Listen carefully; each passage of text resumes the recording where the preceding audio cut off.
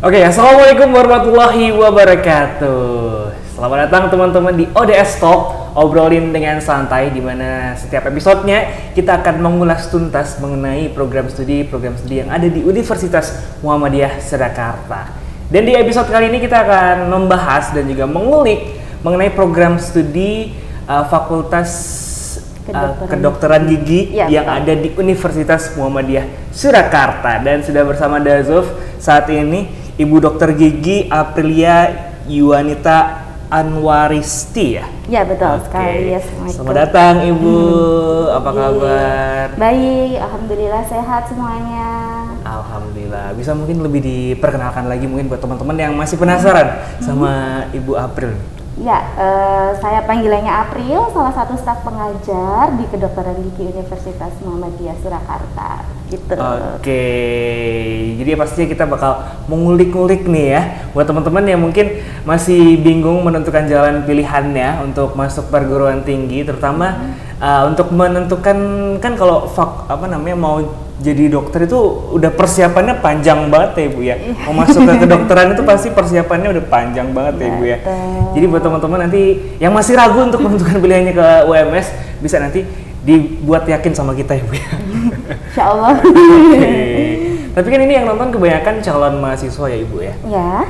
Dan juga teman-teman ini baru lulus SMA, lingkungan belajarnya mungkin masih di sekolah segala macam. Mungkin bisa diceritakan Ibu lingkungan atau suasana belajar yang ada di FKG UMS ini, apa bedanya sama SMA? Teman-teman ini mungkin pengen tahu Ibu. Oh iya, adik-adik ya berarti ya.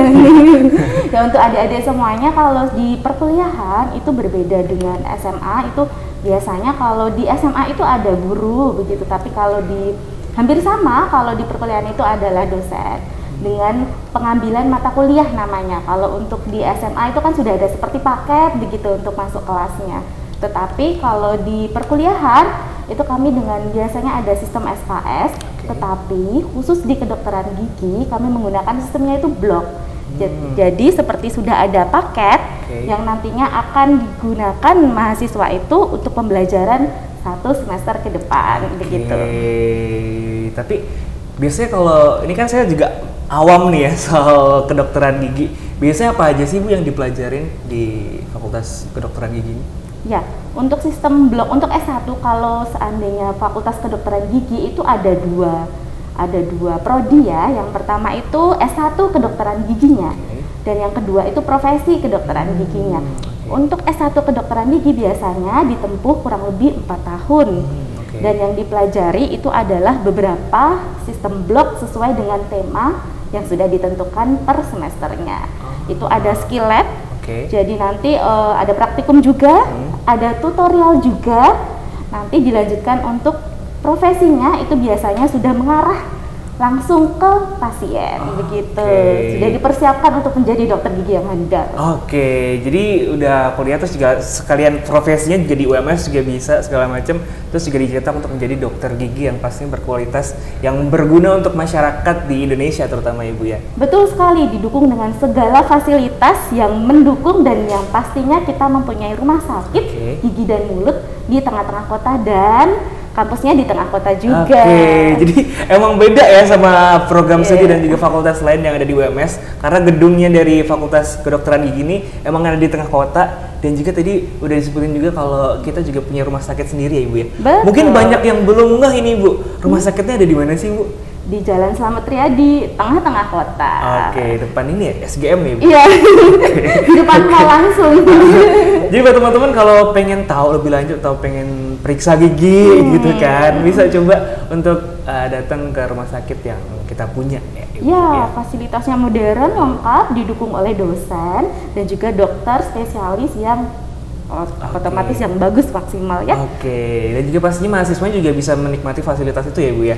Untuk lebih mengeksplor lagi selain mungkin perkuliahan yang teori-teori aja di kelas, itu juga langsung bisa praktek di rumah sakit yang sudah kami sediakan ya Bu ya. Betul, ada beberapa wahana yang sudah ditentukan pula, pengabdian masyarakat, ada UKM, berbagai UKM yang bisa diikuti. Jadi selain mahasiswa bosan mungkin untuk teori terus, jadi mereka bisa untuk mengaplikasikan soft skillnya dan hard skillnya pada UKM juga.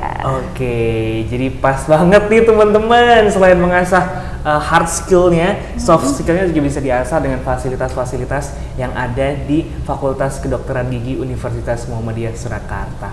Tapi kan kalau ngomongin soal kedokteran, apalagi kedokteran gigi, itu kan bisa dibilang mindset orang-orang mungkin full untuk belajar terus, atau mungkin nggak ada waktu untuk main segala macam. Itu mungkin bisa diceritain Ibu pengalamannya, karena kan Ibu juga dokter gigi ya, Ibu, ya.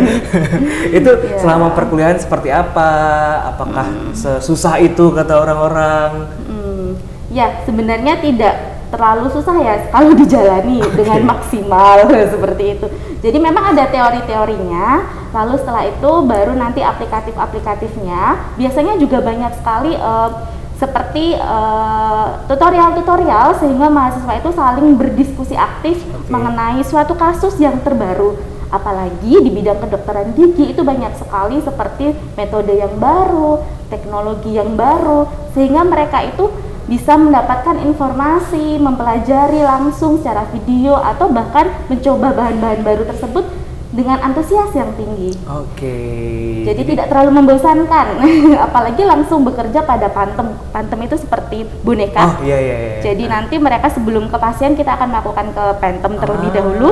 Jadi mereka mempelajarinya dengan biasanya antusias sekali karena sudah ini ya mereka. Jadi nggak cuma teori-teori aja, prakteknya juga ada segala macam. Betul sekali. Aku jadi pengen masuk ke kedokteran gigi. Tapi susah, saya IPS dulu soalnya. Kita juga masih ngomongin soal Fakultas Kedokteran Gigi yang ada di Universitas Muhammadiyah Surakarta, teman-teman. Kalau untuk alumni dari Fakultas Kedokteran Gigi UMS tuh mungkin udah ada yang kerja di mana aja, Ibu? Atau prospeknya seperti apa? Yang pasti mereka bisa langsung karena ada profesinya, jadi disiapkan untuk menjadi klinisi atau sebagai dokter gigi yang berpraktek. Jadi mempunyai lapangan pekerjaan sendiri, membuka lapangan pekerjaan, entrepreneur seperti itu. Lalu sebagai motivator atau sebagai research peneliti yang mengembangkan berbagai bahan, iptek dan juga berbagai teknologi di kedokteran gigi. Lalu bisa juga sebagai akademisi jadi mereka atau dokter gigi bisa bekerja di bagian akademisi, jadi dosen begitu, ataupun sebagai penggerak agen perubahan, yaitu promotor biasanya kembali ke daerahnya masing-masing. Seperti itu ya teman-teman ya, untuk prospeknya yang pasti luas, bisa jadi akademisi, bisa membuka praktek secara langsung karena udah ada profesinya juga. Jadi udah pasti teman-teman jangan ragu lagi untuk memilih Fakultas Kedokteran Gigi yang ada di Universitas Muhammadiyah Surakarta. Tapi kan kalau ngomongin soal Fakultas Kedokteran Gigi atau program studi kedokteran gigi, itu kan ada banyak ya Ibu ya di perguruan tinggi baik swasta maupun negeri. Dan yang ngebedain FKG di UMS dan juga FKG di tempat-tempat lain itu apa sih, Ibu? Ya, untuk FKG UMS sendiri kita mempunyai tekad atau bertekad itu untuk mengembangkan iptek kedokteran gigi yang islami.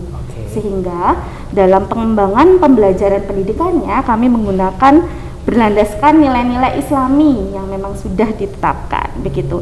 Lalu kami juga berfokus kepada pengabdian masyarakat dengan untuk memajukan kualitas kesehatan gigi dan mulut masyarakat itu sendiri ya, khususnya di bidang promotif dan preventif.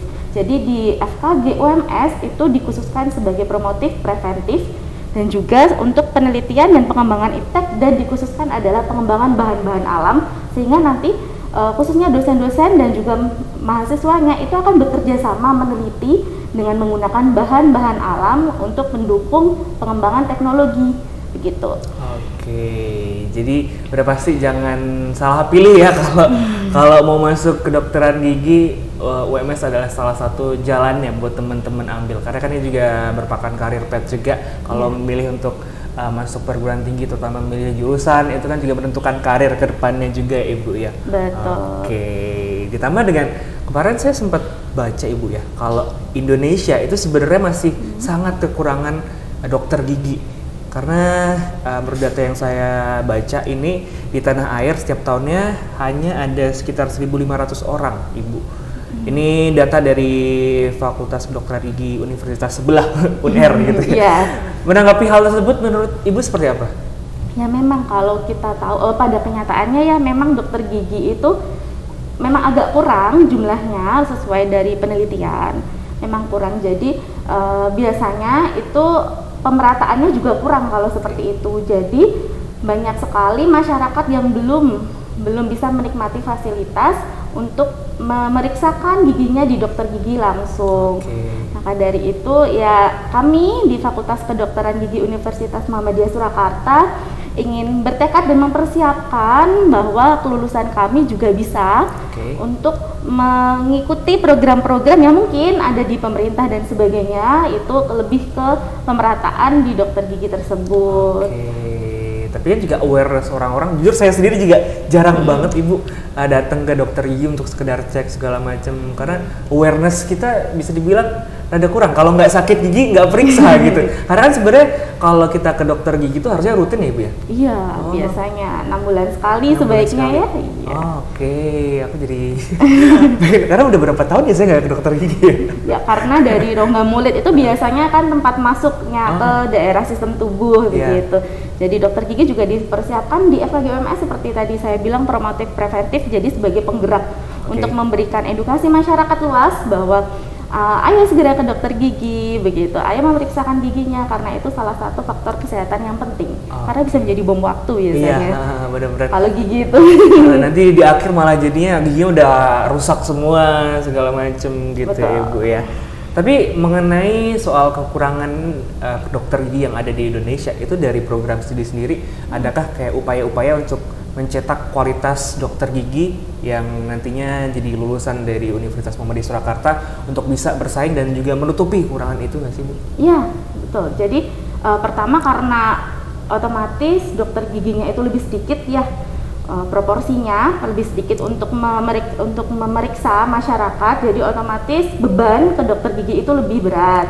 Maka dari itu kami mempersiapkan mahasiswa calon dokter gigi dengan teori yang prima dan juga pengetahuan teknologi yang baik, modern, sesuai perkembangan zaman, sehingga mereka lebih memeriksa pasien itu dengan lebih efektif dan efisien begitu. Jadi bisa lebih cepat dalam memeriksa pasien dengan teori yang baik sesuai standar kompetensi nasional.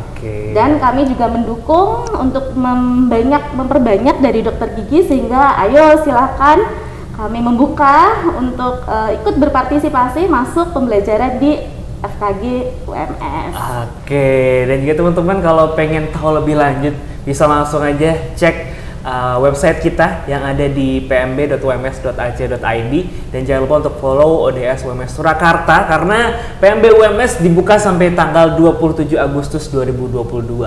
Atau mungkin ada yang mau disampaikan lagi Bu untuk teman-teman calon mahasiswa baru yang mungkin kemarin gagal masih mengejar untuk masuk kedokteran gigi tapi gagal kemarin di perguruan tinggi negeri seperti itu Ibu, ada yang mau disampaikan untuk teman-teman?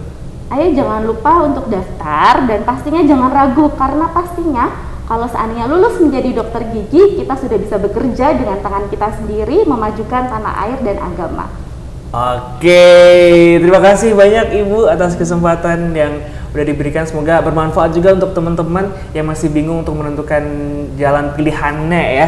Dan jangan lupa buat teman-teman untuk terus saksikan ODS Talk yang ada di Instagram @odsumsurakarta. Buat teman-teman yang masih kebingungan juga mengenai program studi yang mau diambil, bisa juga konsultasi melalui WhatsApp yang sudah kami sediakan di 0812 2700 0102. Sekali lagi terima kasih Ibu atas kesempatannya. Sampai jumpa teman-teman di kesempatan lainnya, dan cukup sekian episode kali ini. Sampai jumpa.